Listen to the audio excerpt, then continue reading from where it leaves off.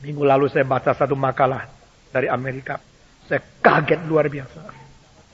Karena ada seorang dari daratan Tiongkok yang tadinya ateis. Seorang Marxis. Setelah dia di Amerika, dia melihat ada orang Kristen yang disembuhkan. Wah, dia rasa, kalau begini bukan ateis loh. Mestinya ada Allah loh. Jadi ini pasti ateisme yang benar, bukan ateis yang benar.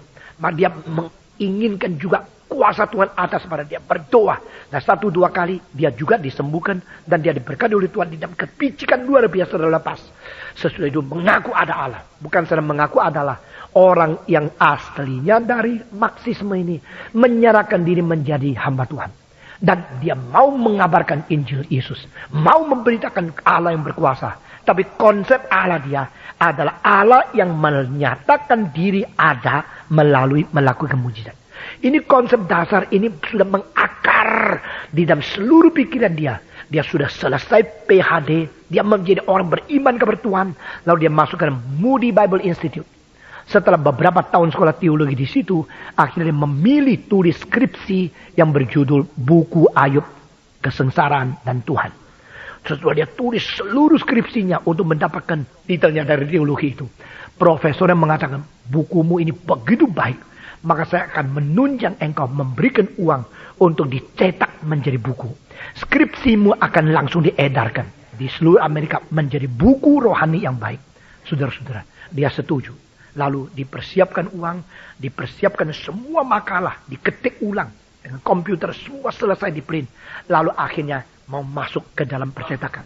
Saudara-saudara, pada saat itu ada satu kesulitan yang besar. Yang dia minta Tuhan tolong. Tuhan tidak tolong dia. Jadi dia mengatakan, Tuhan engkau maha kuasa. Sekarang kerjakan ini, membuktikan engkau ada. Tuhan tidak tolong dia. Tuhan tidak melakukan mujizat pada saat dia rasa paling perlu. Bukan saja demikian. Di dalam minggu yang sama dia mendengarkan beberapa berita. Orang begitu cinta Tuhan mati kanker. Ada orang mempunyai kesulitan ini. Tuhan tidak tolong. Langsung dia mengatakan, kalau begini, semua yang sembuh dan semua itu bukan mujizat. Itu kebetulan. Ada yang kebetulan sembuh. Ada yang kebetulan tidak sembuh. Kalau begini kenapa saya harus, karena ada beberapa kasus didengarnya katanya oleh Tuhan. Saya menjadi orang teis.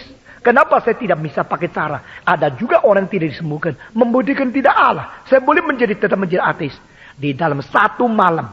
Dia rombak lagi pikiran seluruhnya. Dari tadinya katanya percaya kepada Allah. Kembali menjadi ateis.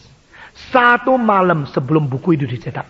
Dia belum dikirim ke percetakan. Malam itu dia mengumumkan, saya tidak percaya Allah. Saya kembali kepada ateisme. Dan skripsinya dirobek seluruhnya. Dia habiskan berapa tahun belajar di situ. Dia sudah sisa sedikit waktu. Sudah boleh dapat gelar.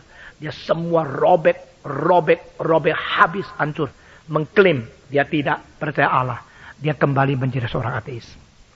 Waktu saya membaca makalah itu, saya harus memikirkan berapa hal. Yang benar yang mana? Apakah memang kuasa Tuhan jadikan dia seorang ateis menjadi teis? Apakah memang Tuhan mempermainkan dia kembali menjadi ateis lagi?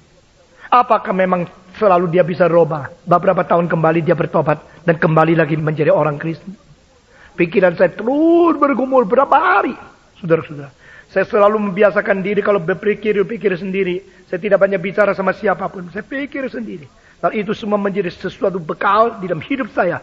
Untuk lebih banyak mengerti sifat manusia. Dan bagaimana mengerti prinsip-prinsip firman Tuhan. Saudara-saudara.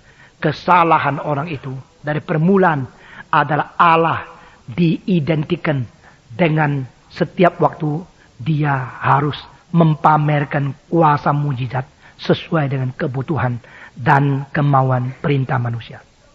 Nah saudara-saudara, jikalau pendeta-pendeta yang memberikan konsep semacam demikian tidak bertobat, makin banyak orang yang namanya sekarang Kristen, besok akan menjadi orang tinggalkan dari gereja, dan mereka akan merusak nama Tuhan lebih besar.